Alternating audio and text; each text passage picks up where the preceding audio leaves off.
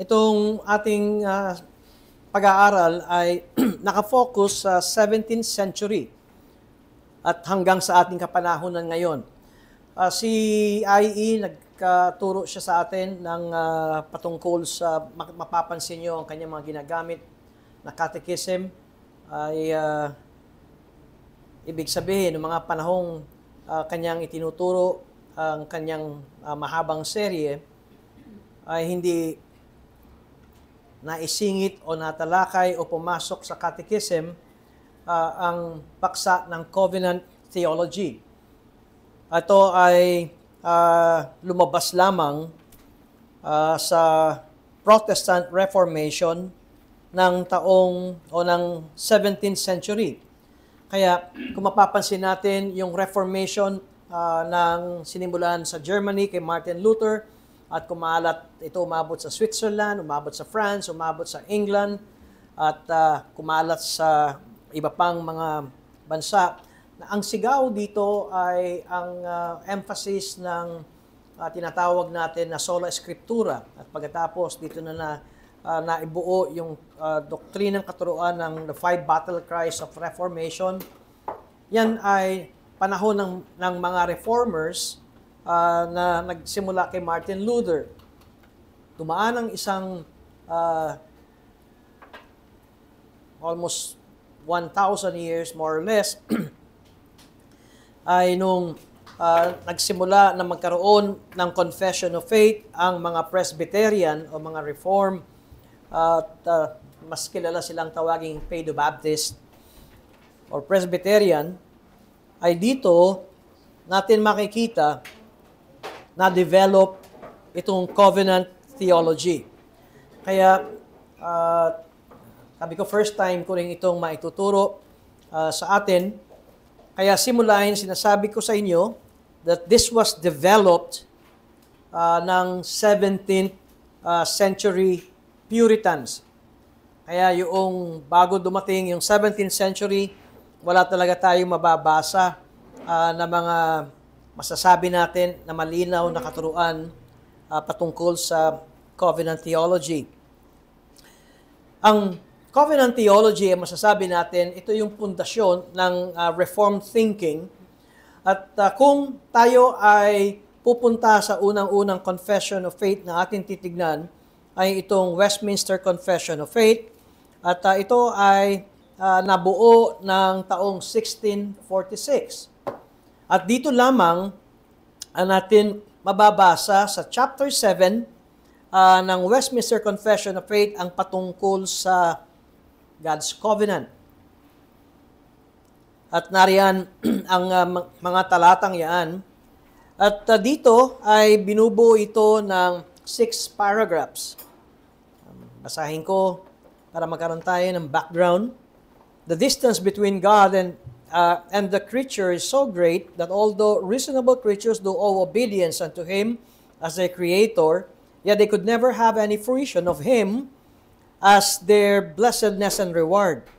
But by some voluntary condescension on God's part, which He had been pleased to express by way of covenant. Paragraph 2, the first covenant made with man was a covenant of works, wherein life was promised to Adam and in him to his posterity upon condition of perfect and personal obedience. Paragraph 3, man by his fall, having made himself incapable of life by that covenant, the Lord was pleased to make a second, commonly called the covenant of grace, wherein He freely offereth unto sinners life and salvation by Jesus Christ, requiring of them faith in Him, that they may be saved, and promising to give unto all those that are ordained unto eternal life His Holy Spirit, to make them willing and able to believe. Paragraph 4,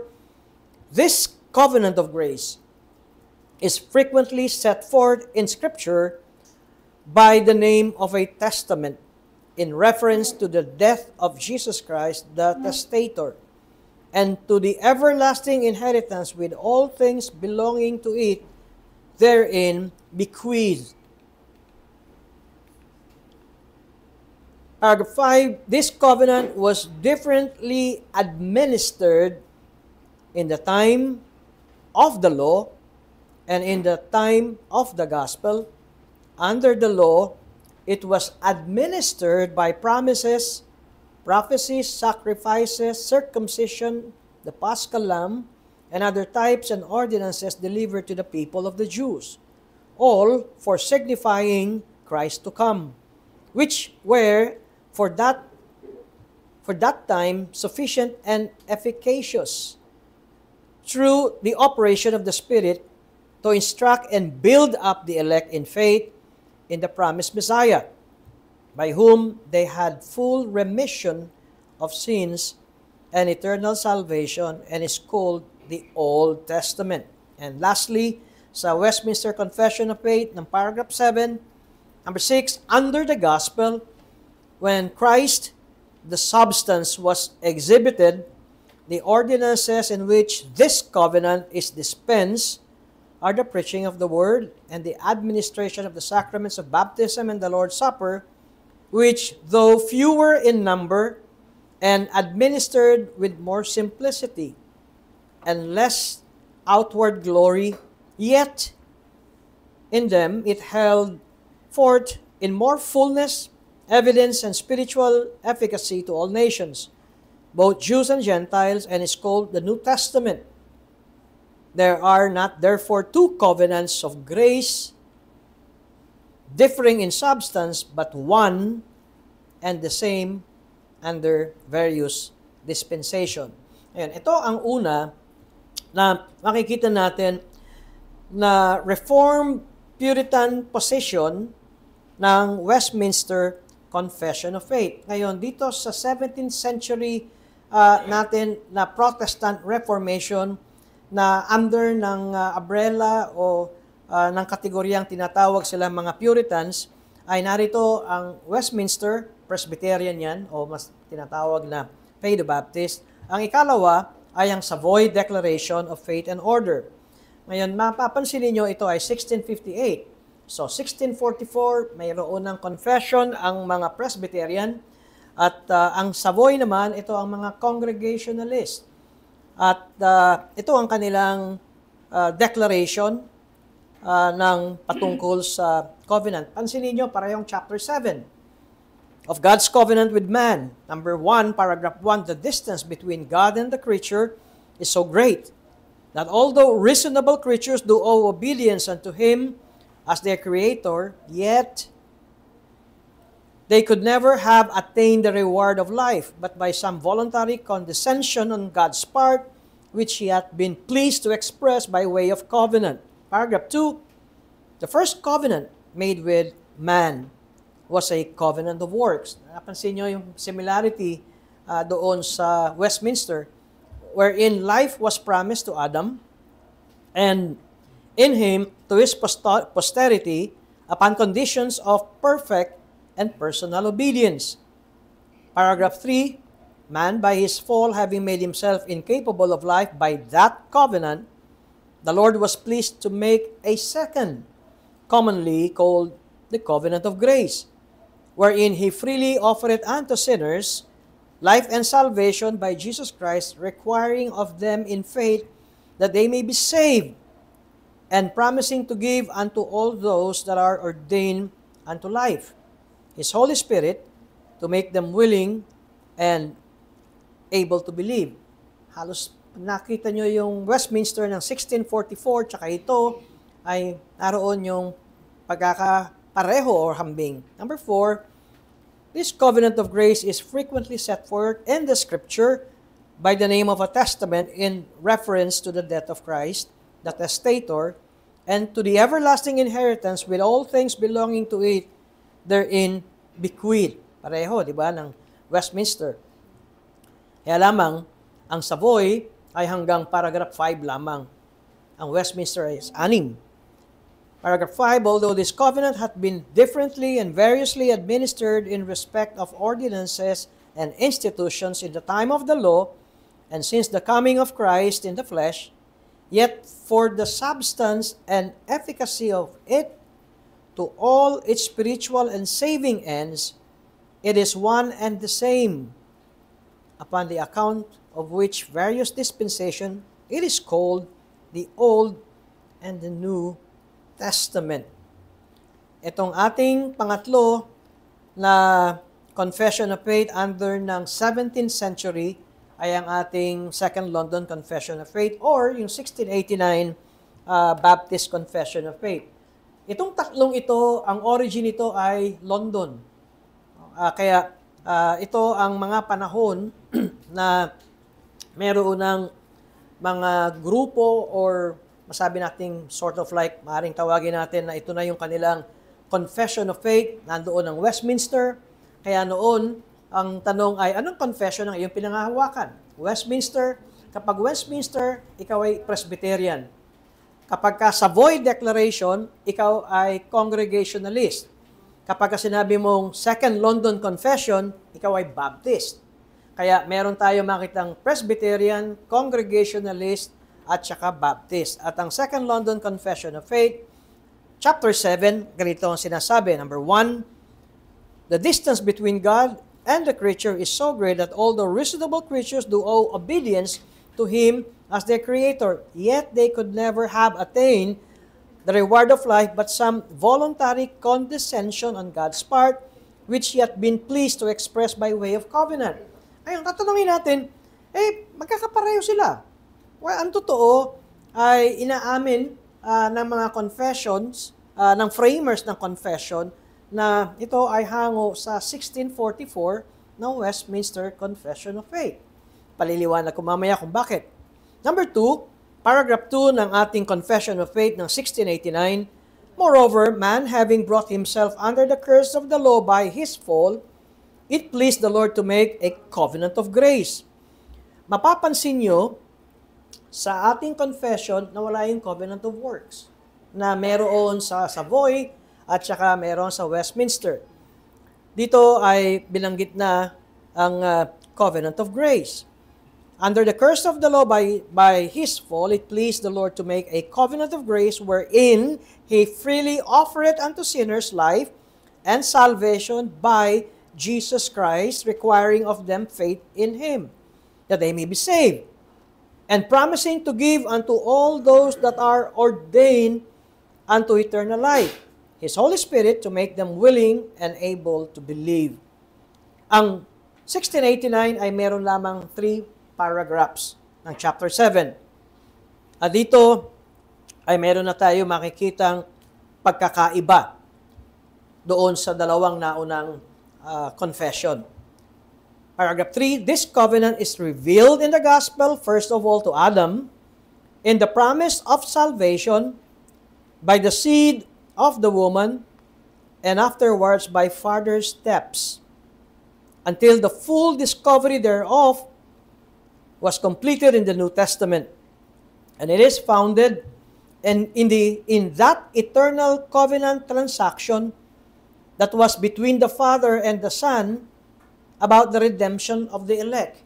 Dito pa lamang sa covenants ay meron ng pagkakaiba ang 1689 na ang covenant na ito ay nagsimula na mayroong tinatawag na eternal covenant transaction between the Father and the Son about the redemption of the elect. Kaya kung titingnan natin sa mga teachings ng covenant, ang unang-una ay nagkaroon ng term sa confession natin, ang ginamit ay eternal covenant transaction ng triune God, the Father, the Son, and the Holy Spirit.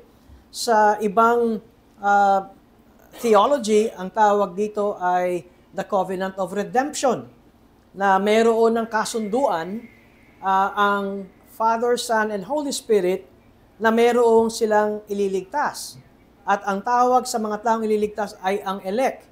Kaya kung naintindihan natin ito, ay hindi na ang Diyos ay nagmamatyag ng nahulog si Adan at pagkatapos na nahulog si Adan, ay biglang gumawa ng panibagong plano ang Diyos. Sa teaching ng covenants, ay ating makikita na meron na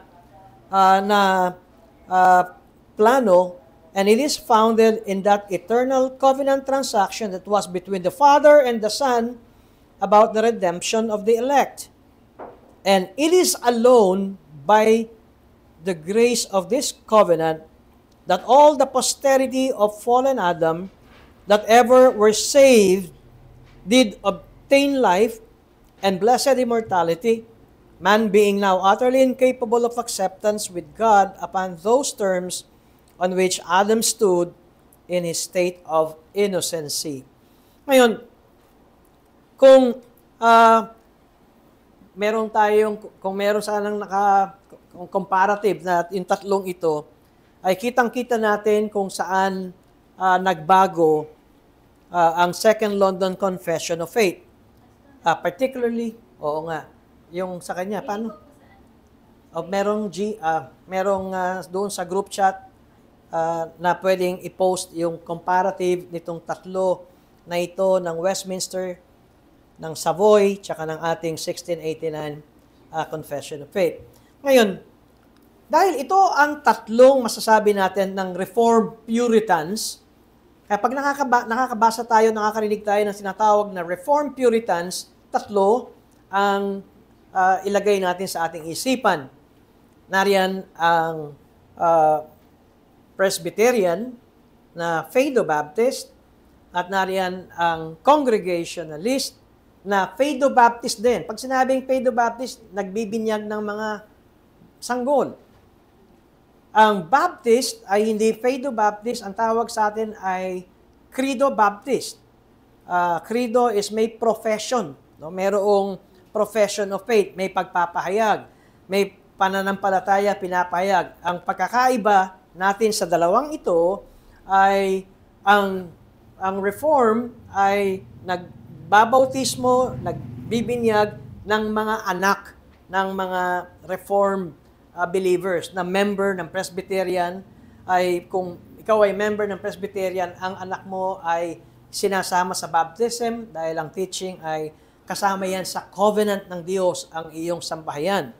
Sa Baptist na 1689, na sa particular Baptist na ating pinangahawakan, ay ang pagbabautismo ay batay sa kanilang pagpapahayag ng pananampalataya. Kaya titingnan natin na amongst itong Presbyterian, Congregationalist, at Baptist ay merong consensus, may pagkakasundo. At ano itong pagkakasundo pagdating sa doktrina? Nariyan ang the doctrines of revelation, the Trinity, divine sovereignty, the fall and man's sin, the grace of God, the person and work of Christ, and to some degree, the law. Pero, meron ding disagreement. At ang disagreement natin dito sa dalawa nating kasama ay yung baptism, dahil ang Presbyterian at ang Congregationalist ay nagbabautismo ng bata, at sa Westminster Confession of Faith o sa Presbyterian ay ang the doctrine of the church. Bakit natin tinitignan ito? Bakit babalik tayo sa kasaysayan? Una ay makita natin paano na-develop yung ating pinangahawakang pananampalataya ngayon. Alam niyo, yung ating Confession of Faith, kung mababasa natin, no, yung pinagdaanan ng tatlong ito, ng Presbyterian, Congregationalist, tsaka ng Baptist, ay talagang mapanganib. Matatandaan ninyo, kapag kung sino ang hari, yun ang relihiyon ng bansa. Kaya kung Calvinist ang hari, ang namamayagpag na relihiyon ay mga Calvinist. Amongst Calvinist, itong tatlong ito, by the way, Presbyterian ay Calvinist, Congregationalist ay Calvinist, Baptist ay Calvinist. Pero maghihiwalay saan? Dito sa dalawang bagay na ito. The doctrine of the church and baptism. Kaya, importante ba nating pag-aralan itong bagay na ito? Well, ang iba kasi na bintang kung bakit ayaw pag-aralan ito ay para bang ikaw ay hinuhukay mo uli yung animosity, yung pagtatalo-talo ng nakaraan. Dahil mayroong ganitong pangyayari na talagang mahigpit na debate at talagang personalan. hindi natin pakay na magkaroon tayo ng attitude na hamakin o ibaba ang ibang mga confession of faith, kundi ang pakay natin, nawa, kapag pinag-aaralan natin ito ay mapag-aralan ng may kapayapaan, no? Mayroong reasonableness, at kung makita natin ang mga mali ay ang ating sundin at ipamuhay kung ano ang itinuturo ng salita ng Diyos. Hindi yung nanggigigil at lumalabas yung litid sa leeg na para bang sinasabing, mali kayo, tama kami. Hindi ganito ang ating layunin. At sa pag-aaral ay naroon dapat makita sa atin ang bunga, no, ng Holy Spirit, na mayroon tayong gentleness, may kababaang loob. Kaya, sinasabi natin, importante itong pinag-aaralan natin ito ay dahil, especially halimbawa, yung doctrine of the church at baptism, hindi natin ito sinasideline. Bakit hindi natin ito dapat itabi?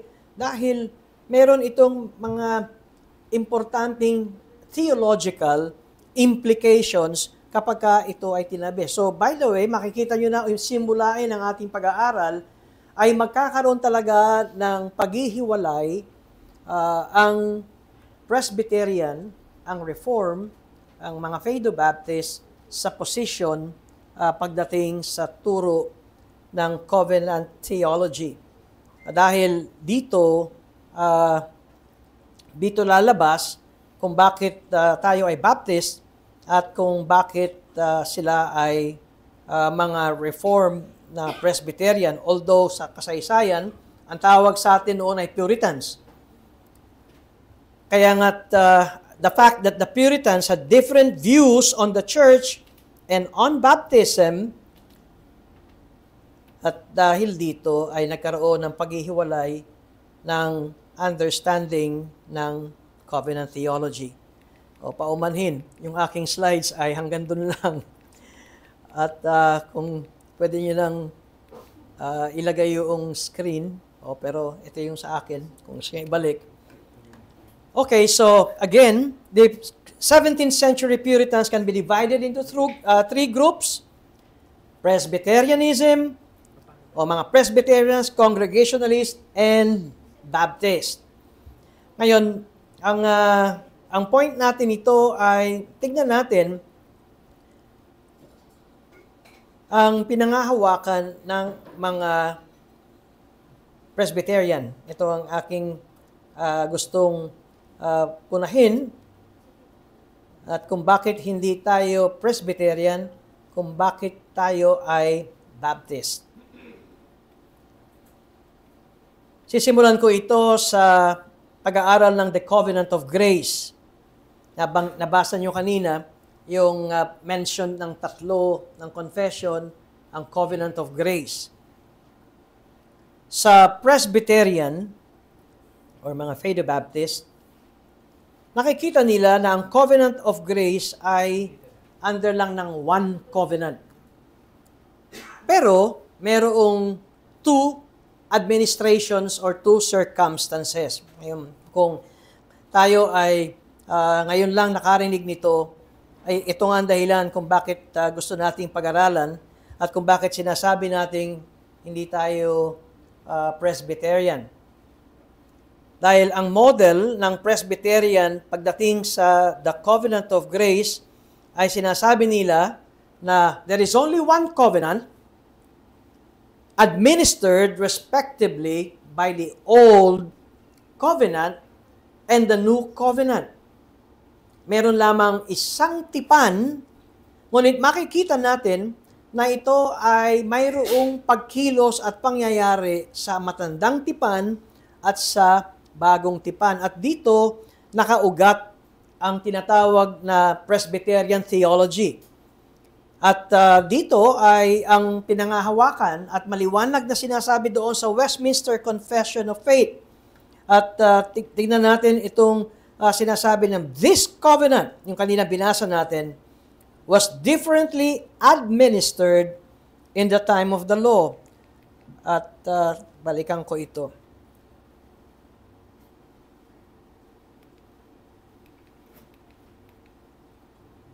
Ito sa paragraph 5 ng Westminster, this covenant was differently administered in the time of the law and in the time of the gospel. At ang pinakikita nila dito sa paragraph 5 na ito ay maaaring pag binasa natin, ano ba ang kanilang itinuturo? Ang tinuturo nila ay ang covenant of grace, bagamat sinasabi nilang naniniwala kami sa covenant of grace, but there is the unity ng old covenant at saka ng new covenant.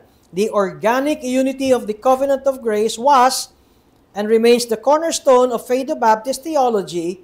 Ngunit ang point na to ay maaaring hindi natin napapansin kung ang covenant of grace ay isa lamang at ito ay makikita sa Old Covenant tsaka sa New Covenant. Ang ating magiging observation dito, kung gayon, ang mga nasa Old Covenant ay nasa ilalim ng Covenant of Grace. Halimbawang tinutukoy ko, at ito ang tinuturo ng mga Presbyterian. Simulan natin kay Abraham. Doon sa Genesis chapter 7 o chapter 17, kunin ko yung Tagalog.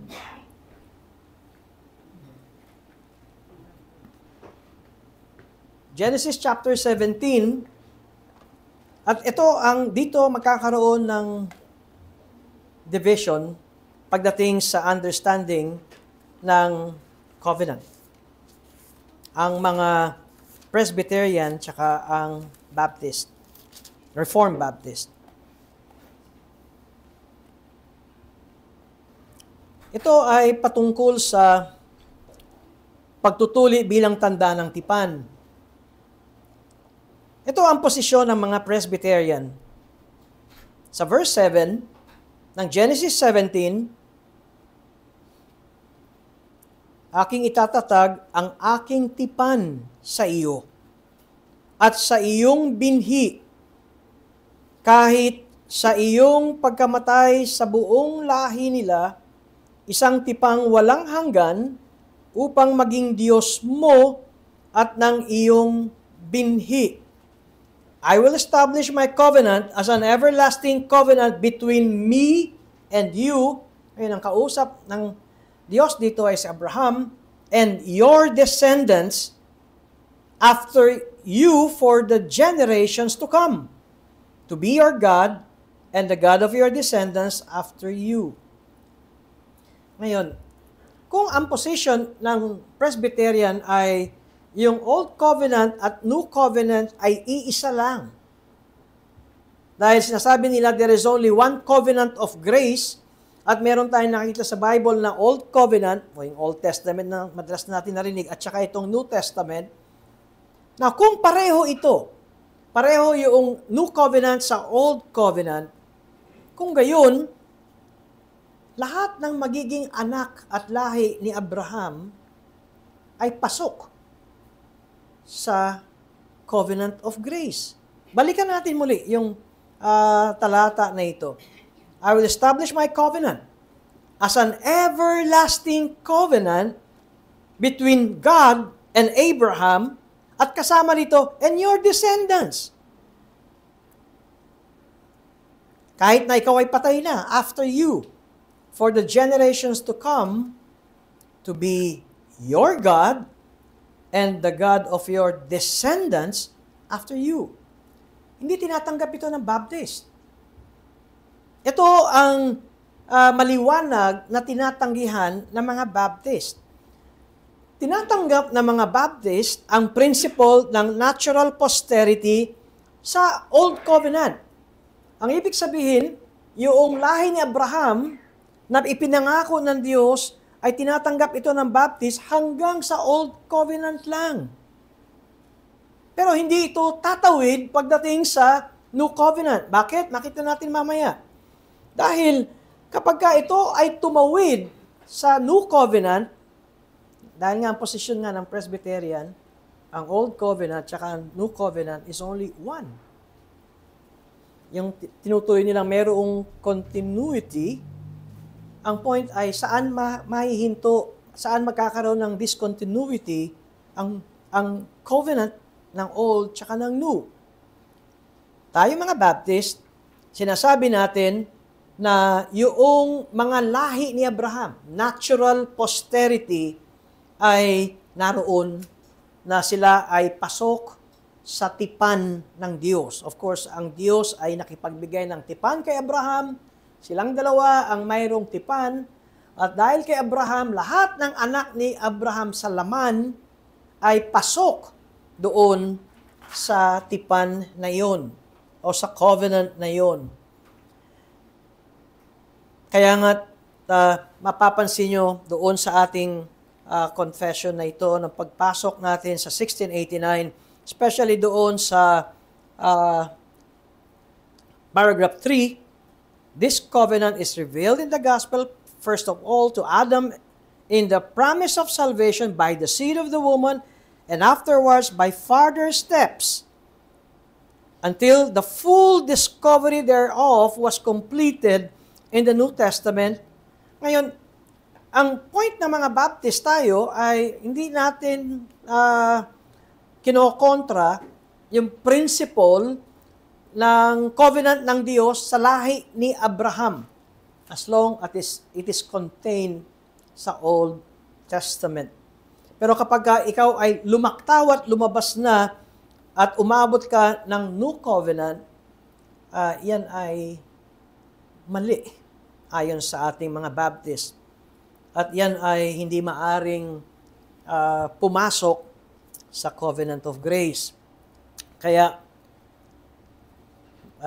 mahirap man ito gawin, pero kailangang patunayan ng mga Baptist kung bakit ang confession pagdating sa God's Covenant ay iba. Alam mo, ang ibang sinasabi nila, wala naman kinokontra ang Baptist doon sa position ng Westminster Catechism or Westminster Confession of Faith rather.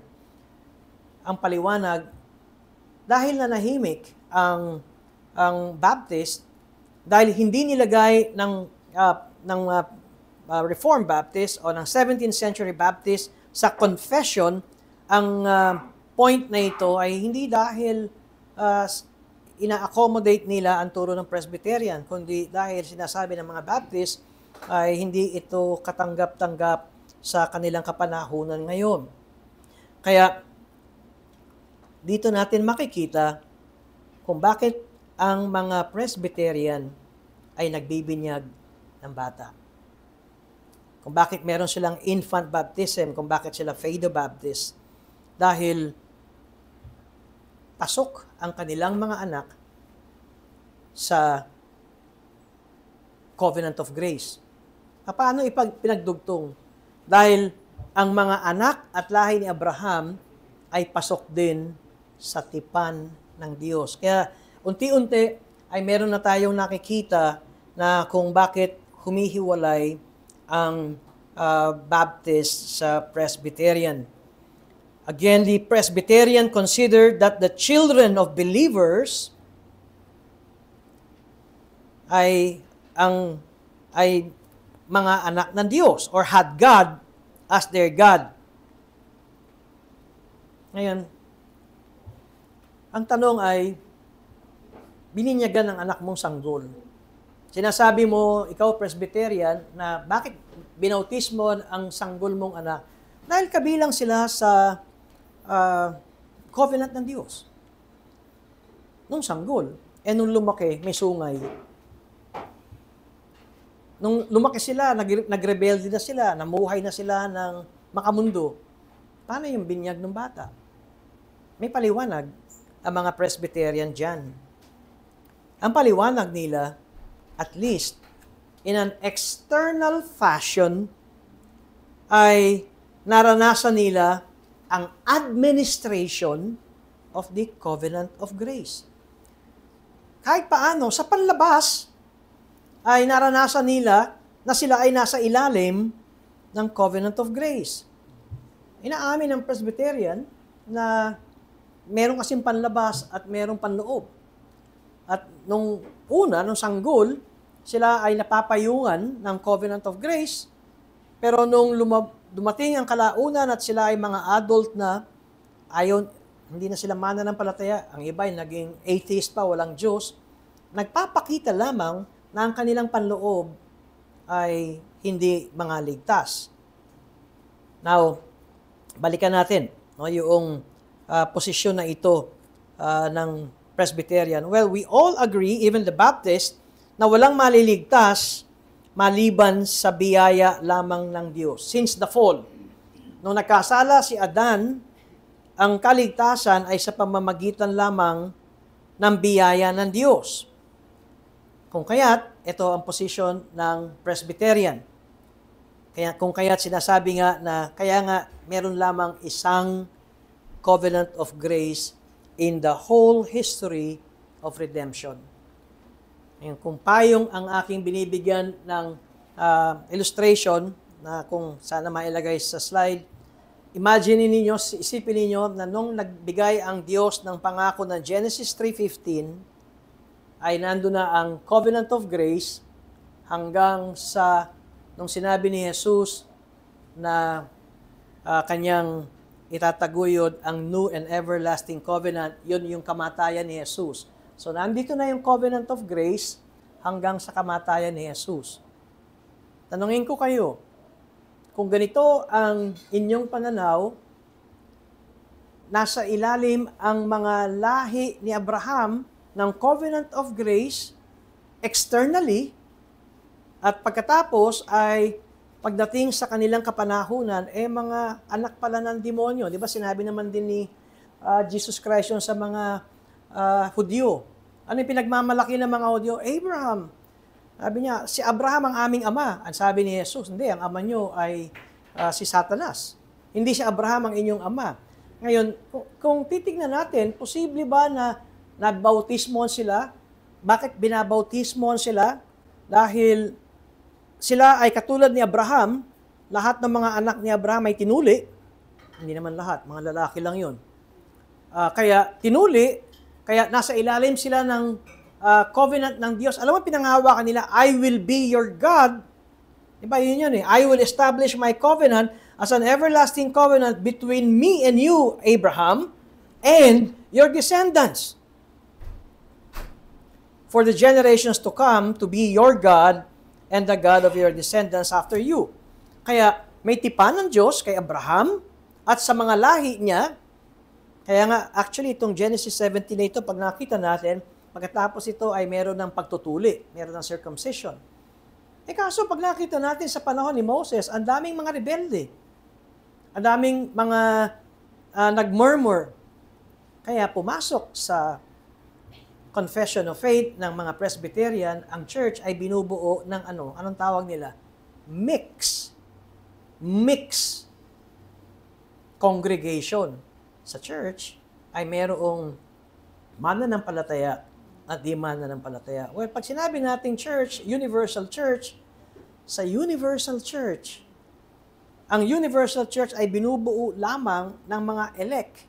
Kaya ang universal church ay walang mixed congregation. Anyway, yan ay sa malayong pag-aaral. Ang point natin ito ay sinasabi ko nga, kung ang point ng mga Presbyterians ay ganito, na ang covenant of grace ay nasa buong history ng redemption at ang kanilang itinuturo ay one covenant under several administration.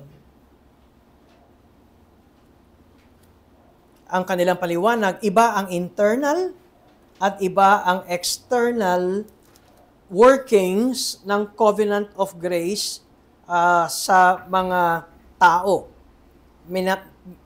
Ini-insist at ipinagdiri ng mga Presbyterian na mayroong unity ang Old Covenant sa New Covenant while admitting a certain disparity between the different administrations. Kung tutuusin, magulo itong kanilang posisyon dahil ang sinasabi nila, well, talagang ganito ang church life. Merong mixed nature within the covenant of grace.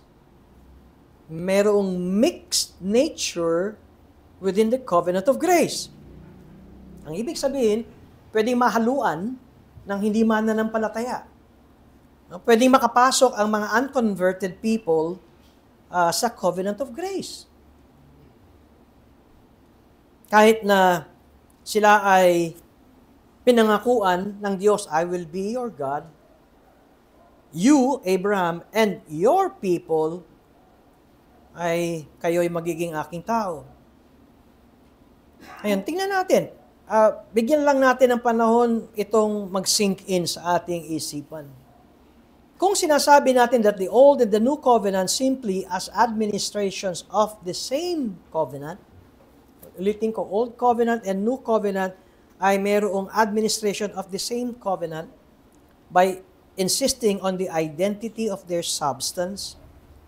Ang point ng mga Presbyterian ay yung perpetuated principle na binigay ng Diyos kay Abraham, I will be your God and the God of your people or the God of your posterity. Kaya, ang mga Presbyterian, they consider na yung kanilang mga sanggol, that their children ay members of the covenant of grace. Kung kaya't nandoong pagka lumaki at naging may sungay, hindi talaga sila nakitaan ng mga nag-trickle down at pumasok ang blessing ng grace sa kanila. Ang kanilang paliwanag ng mga Presbyterians ay ano? Ang kanilang sinasabi, well, dahil maski naman din sa panahon ni Moises ay mayroong mga murmuring Israelites. Kaya sinasabi nila na mayroong mga nakapasok, mix nga, yung tinatawag nating mixed people or mixed congregation, bakit ang mga unregenerate ay nakapag-participate sa covenant of grace. Na kahit na sila ay tuli, di ba yung point nila dahil tinuli ang mga lalaki ng 8 days old, binabato nila yan sa new covenant nang yan ay baptism. Okay? At sabi nila na nangyari iyan sa Old Testament, although they have the seal, they received the seal of circumcision. At ngayon, ay sila ay bininyagan ng bata. Kinonect nila yung circumcision ng sanggol at sa binyag ng sanggol. At paglaki, kung bakit hindi tuloy ay dahil external lamang ang kanilang naranasan ng covenant of grace. At noong 17th century, mas marami ang humahawak ng ganitong turo kaysa sa 1689 Baptist Confession of Faith. Tingnan natin ang pinangahawakang katuruan ng mga Baptist patungkol sa the Covenant of Grace. Unang-una, mismong yung framer, na kinikilalang framer ng 1689 na si Nehemiah Cox ay nagsasabing, ayaw ko at ayaw namin na makipagtalo sa mga Presbyterians. Ayaw naming makipag-away sa mga humahawak ng Westminster Confession of Faith. Katunayan ang sinabi niya, kay tagal kong inilabas ang katuruan na ito sa kadahilanan na tinatawag niya na ang Westminster Confession of Faith holder o subscriber ay kanyang mga brothers, mga kapatid sa Panginoong Hesukristo. In fact, pag nakita natin yung appendix ng Second London Confession of Faith, doon, kung tatandaan ko, si Fred Malone ang may lagay noon, merong appendix ang mga Baptist dito na sinasabi nilang na they express their desire to maintain good relationships with the Presbyterian, kahit na mayroong paghihiwalay or there are divergence of opinions on the question of baptism. Okay, sinasabi nila, hindi kami nagbibinyag ng bata, ang aming binabautismo ay may pagpapahayag ng pananampalataya, kayong mga Presbyterian, nagbabautismo kayo ng mga anak ninyo, pero ayaw namin na mag-away tayo, ang gusto namin ay ma-maintain natin ang good relations. Yun nga lamang, kung bakit ito ay inilagay at itinuro ng mga Baptist is out of conscience.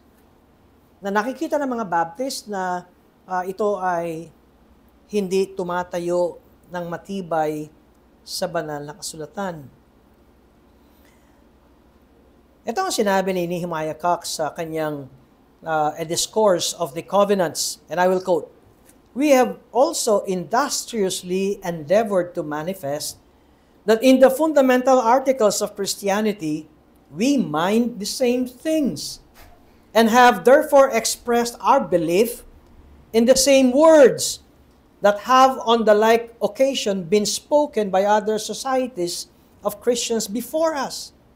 And although we do differ from our brethren who are Paedo-Baptists in the subject and administration of baptism and such other circumstances as have a necessary dependence on our observation of that ordinance, yet we would not be from hence misconstrued, as if the discharge of our own conscience herein did anyway disoblige or alienate our affections or conversation from any others that fear the Lord." Kung ang point ay, kung ayaw nilang makipag-away at humiwalay, bakit meron na silang ganitong mga pagtuturo? Ang akala ng iba, ang paghihiwalay lamang ng Baptist tsaka ng Presbyterian ay patungkol sa baptism. Actually, hindi. Bunga lamang yan. Bunga lamang yan ng covenant theology. Kung maintindihan natin ang covenant theology ng Baptist, kung kaya't bakit ang membership at ang binabautismo ay kinakailangan credo Baptist. May pagpapahayag ng pananampalataya dahil ang simulain talaga niyan ay covenant theology. And so, ituloy ko yung sinabi ni Nehemiah Cox, "These things we have mentioned as having a direct reference unto the controversy between our brethren and us." Okay, so nakita nyo na tinutukoy niya ang controversy ng mga Presbyterians tsaka ng Reformed Baptists. Other things that are more abstruse and prolix. Old language, hard to understand, and prolix ay maaring, nakalimutan ko meaning to, pero ito ay isang bagay na nagiging dahilan marahil ng paghihiwalay. Hard to understand. Actually, ang covenant theology ay mahirap itong mahirap na maunawan agad. Kailangan talagang upuan at pag-aralan, which are frequently introduced into this controversy, but do not necessarily concern it. We have purposely avoided that the distance between us and our brethren may not be by us made more wide. Sabi ni Nehemiah Cox, ayaw nating magkaroon ng personalan at magkagalit-galit ang Presbyterian tsaka ang Baptist, for it is our duty and concern, so far as possible for us, retaining a good conscience towards God, to seek a more entire agreement and reconciliation with them. Alam niyo, ang isang example ko na magandang samahan, si R.C. Sproul, tsaka si John MacArthur. Nakikita ko, nag-go-golf pa pareho yun. Isang Presbyterian, isang Baptist. Nagdebate nga yung dalawang yun. Patungkol sa baptism. Si John MacArthur, panay scripture. Si R.C. Sproul ay panay church history. Tapos ng debate, doon sa Q&A, may nagtanong, question from the audience, sino nanalo? Sino nanalo sa debate? Actually, ngiti si R.C. Sproul. Ang sabi niya kay John MacArthur, ikaw. Now, hindi ko alam kung pag-amin yun o pagtatawa. Pero ito ang isang magandang halimbawa. Presbyterian at Baptist, magkasama sa conference, magkasama nag-golf, magkaibigan. And in fact, narinig ko mismo si R.C. Sproul, ang sabi niya, kung meron akong gustong makasama sa foxhole, alam natin pag nabanggit ang foxhole, ito yung gera. Di ba? Ang mga sundalo ng World War II ay nasa hukay ng lupa habang hinihintay ang mga kaaway. Anong sabi ni R.C. Sproul? Kung merong isang taong gusto kong makasama sa foxhole, si John MacArthur. Isang Baptist. Okay, balik tayo sa chapter 7 ng ating Confession of Faith, sa God's Covenant.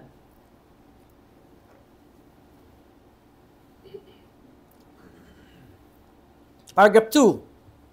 Moreover, man having brought himself under the curse of the law by his fall, it pleased the Lord to make a covenant of grace, wherein he freely offered it unto sinners life and salvation by Jesus Christ. Ano ang tinuturo ng ating confession? Tingnan ninyo ang turo ng Baptist, that the covenant of grace started immediately after the fall.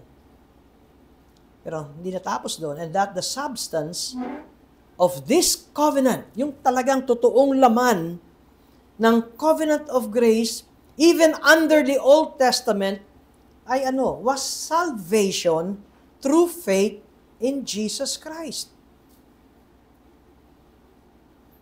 Nagsimula ito immediately after the fall, pero ang kaligtasan, after the fall, ang kaligtasan ng lahat ng mga sinners, kahit na tumatakbo ang Old Testament, was through faith in Jesus Christ.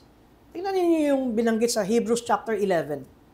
Yung mga by faith, by faith, by faith. Sino yung mga binanggit doon? Old Testament saints. And yet, paano sila naligtas? It is by faith. By faith kanino? Ang sinasabi ng ating 1689 Confession of Faith, chapter 7, ang substance ng covenant of grace ay salvation through faith in Jesus Christ. Tingnan niyo pagdating ng paragraph 3.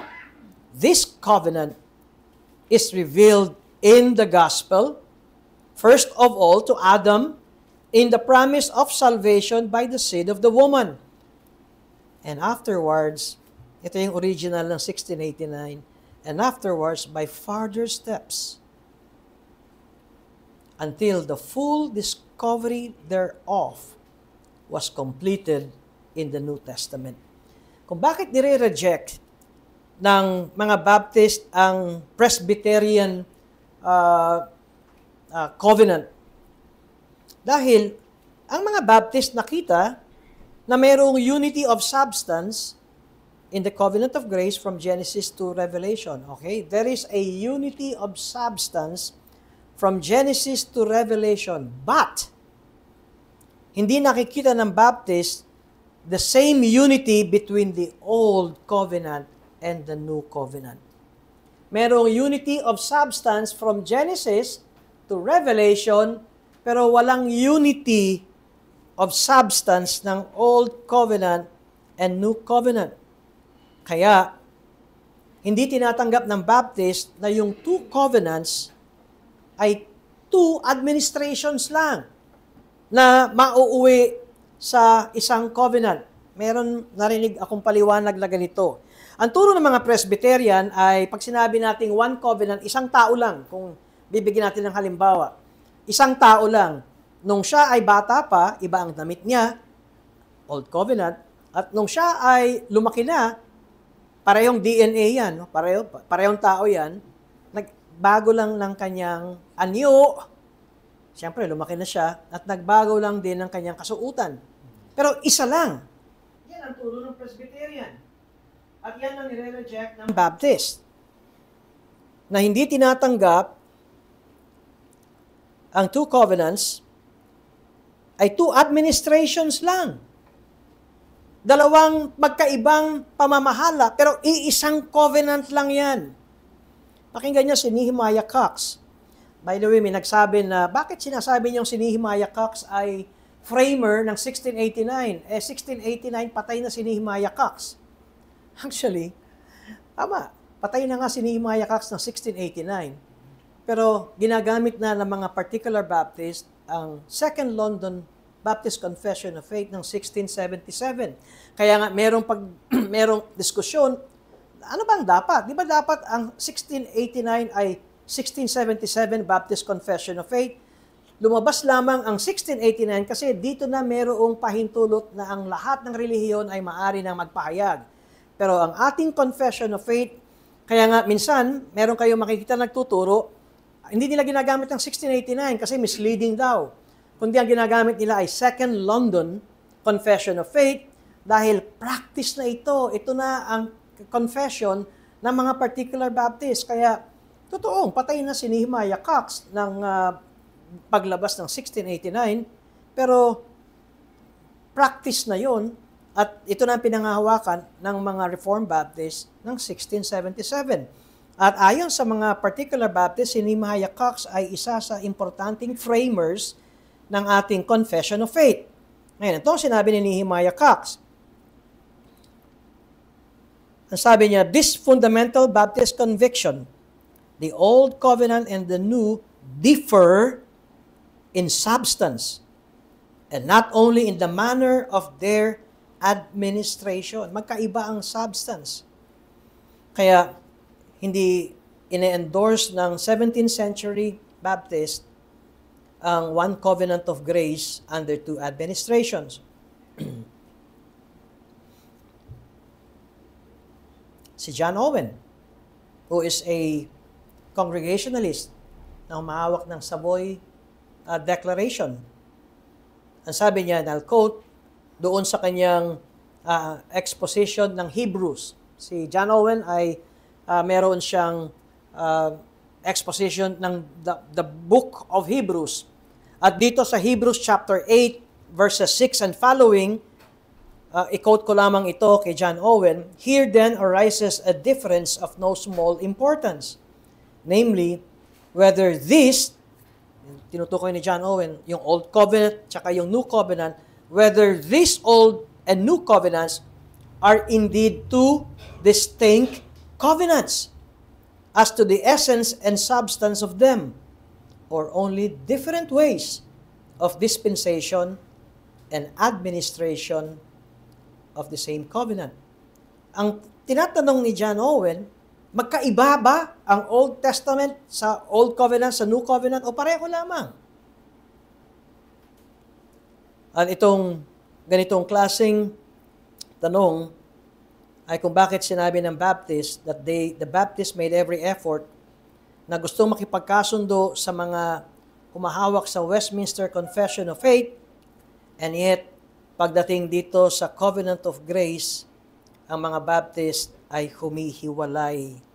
Dahil ang opinion ng mga Baptist regarding the Presbyterian model of the Covenant of Grace ay pagsalungat doon sa sinasabi ni John Owen na ito ay two testaments and therefore ito ay two covenants at kung ganun, hindi ito administration of the same covenant. So anong posisyon lang Baptist pagdating sa Covenant of Grace? For the Baptist, there was only one covenant of grace. Ulitin ko. For the Baptist, there is only one covenant of grace which was revealed from the fall. Okay? Nung nagkasala si Adan, una, isa lamang ang covenant of grace.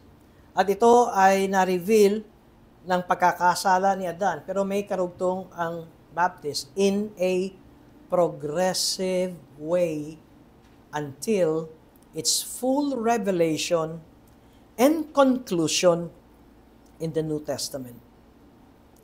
Tingnan niyo ang paragraph 3 natin dito sa ating slide. Ang paragraph 3 this covenant is revealed in the gospel, first of all to Adam, in the promise of salvation, by the seed of the woman, and afterwards by further steps, until the full discovery thereof was completed in the New Testament. Ano ang point ng Baptist? Bago pa dumating si Jesus Christ, o bago pa dumating yung New Covenant, nandun na ang Covenant of Grace but was not formally given, but only announced. Okay? The Covenant of Grace was only announced and promised. Yun ang position ng particular Baptist. The covenant is revealed, sa paragraph 3, in the gospel. Saan ba yung first gospel? Genesis 3:15. In the promise of salvation by the seed of the woman. Yan, Genesis 3:15 yan. And afterwards, by further steps, until the full discovery thereof was completed in the New Testament. And so, ang position ng particular Baptist ay, bago pa dumating ang New Covenant, the Covenant of Grace was not formally given, but already announced and promised, meaning revealed. This distinction is fundamental sa ating confession of faith, doon sa paragraph 3. It must also be noted that although the covenant of grace was revealed this far to Adam, kung sasabi natin yung Genesis 3:15, it was revealed this far to Adam, yet we see in all this that there was no formal and express covenant transaction with Adam.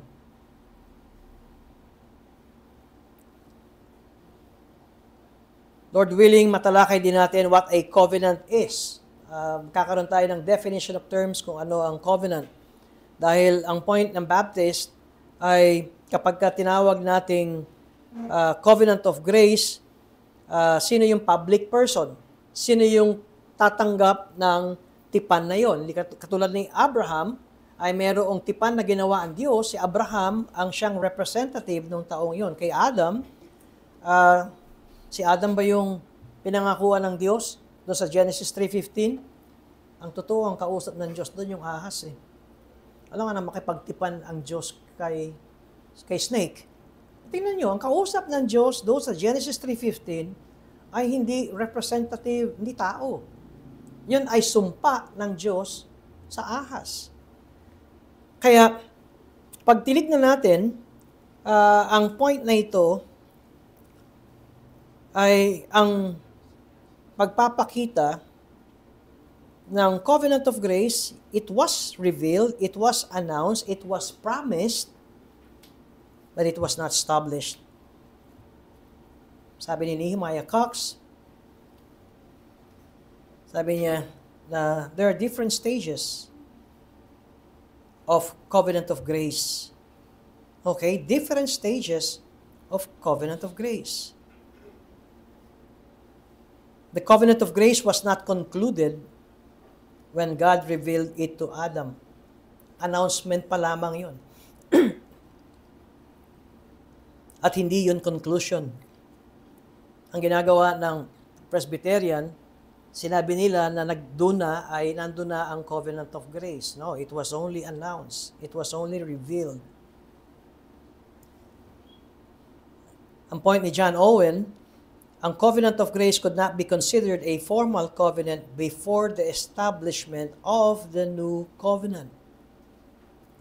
Ito ang hindi matanggap ng mga Presbyterian na yung formal the covenant of grace or the new covenant sa Old Testament ay promise.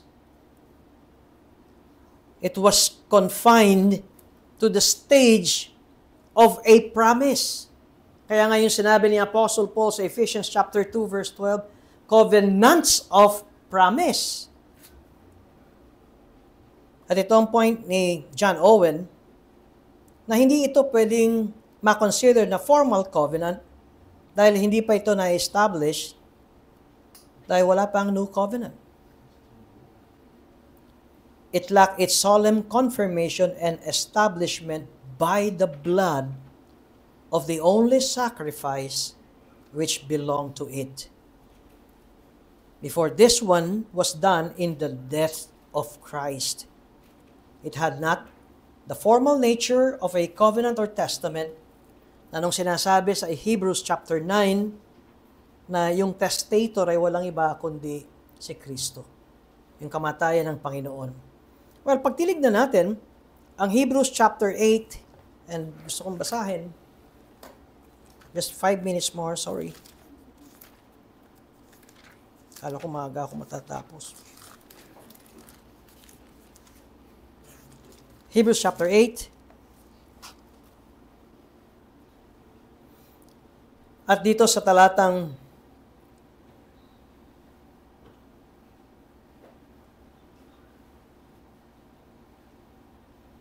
starting 6,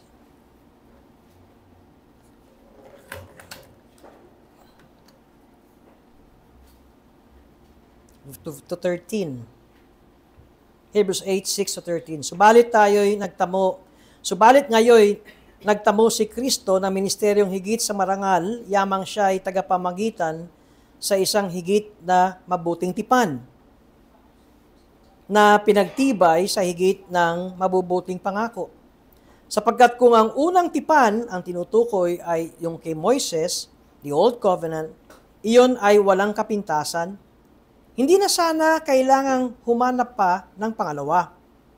Sapagkat nang makakita ang Diyos ng kapintasan sa kanila ay sinabi niya, ang mga araw na tiyak na darating, sabi ng Panginoon, na ako'y gagawa ng isang bagong tipan sa sambahayan ni Israel. Nakita nyo, hindi ito pareho.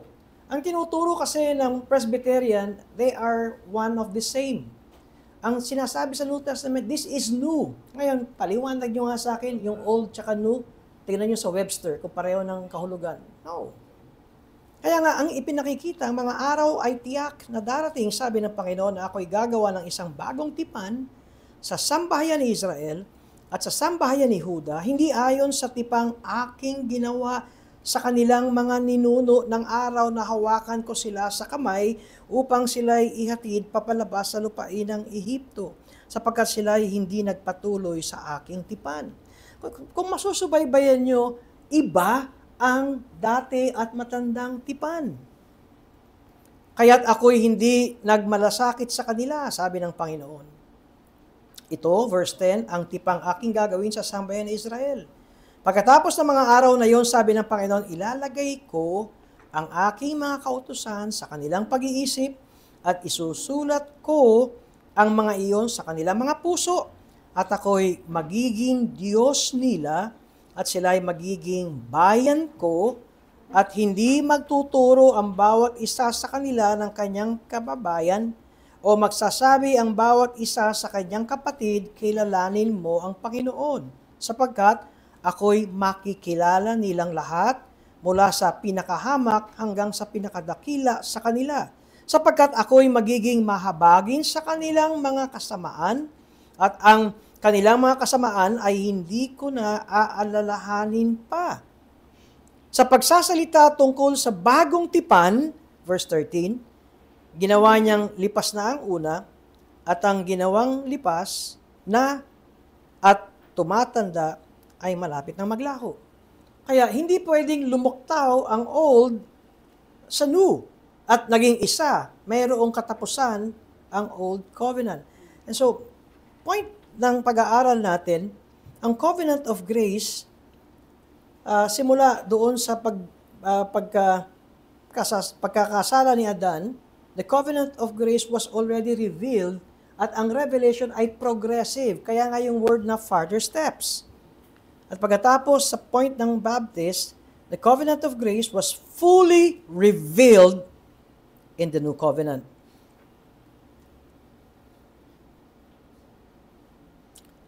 Ang tanong, may naliligtas ba sa Old Testament saints? Yes. Sinabi nga sa Hebrews 11, by faith.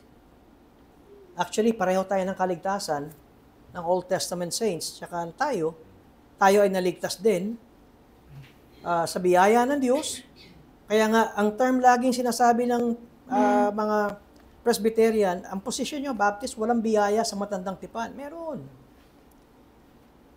Kung makikita natin ang teaching, ay simula pa lamang ng pagkakasala ni Adan, ang covenant of grace was revealed, promise, but not established.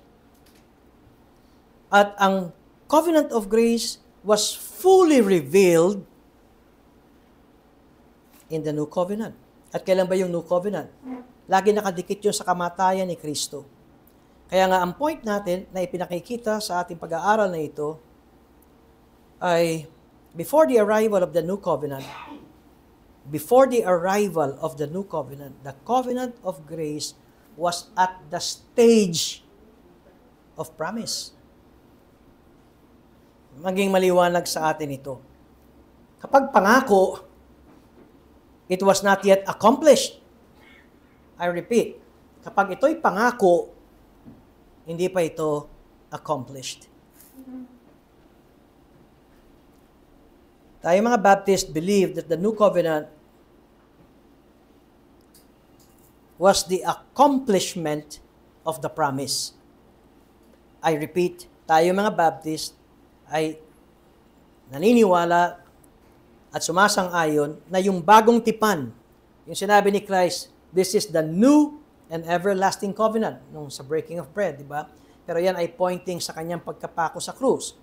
Tayo mga Baptist ay naniniwala that the new covenant was the accomplishment of the promise. Or in other words, the accomplishment of the covenant of grace.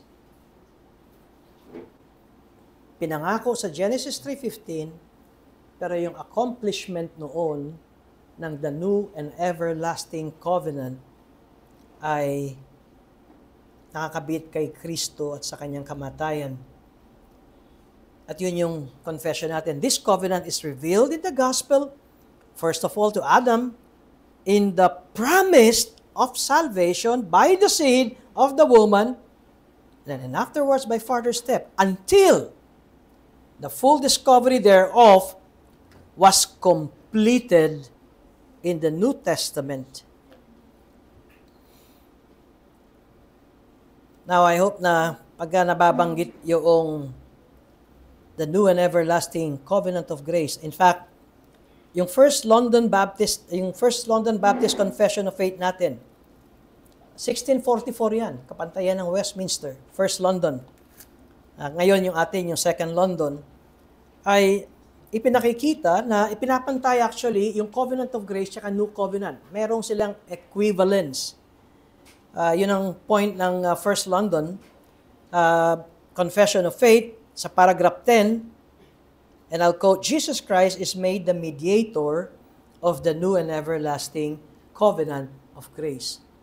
Tignan nyo yung ginawa ng First London framers. Jesus Christ is made the mediator of the new and everlasting covenant of grace, pinagsama. So the expression of the new and everlasting covenant of grace includes both the covenant of grace and the new covenant.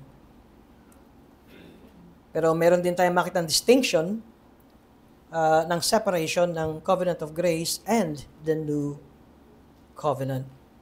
And to this ay aking tatapusin sa tanong, if the new covenant did not exist before Jesus Christ, while the covenant of grace existed before the coming of the Messiah, does this not mean that both covenants are distinct? Ang sagot, the new covenant did not exist as a covenant before Jesus Christ. Walang new covenant before Jesus Christ.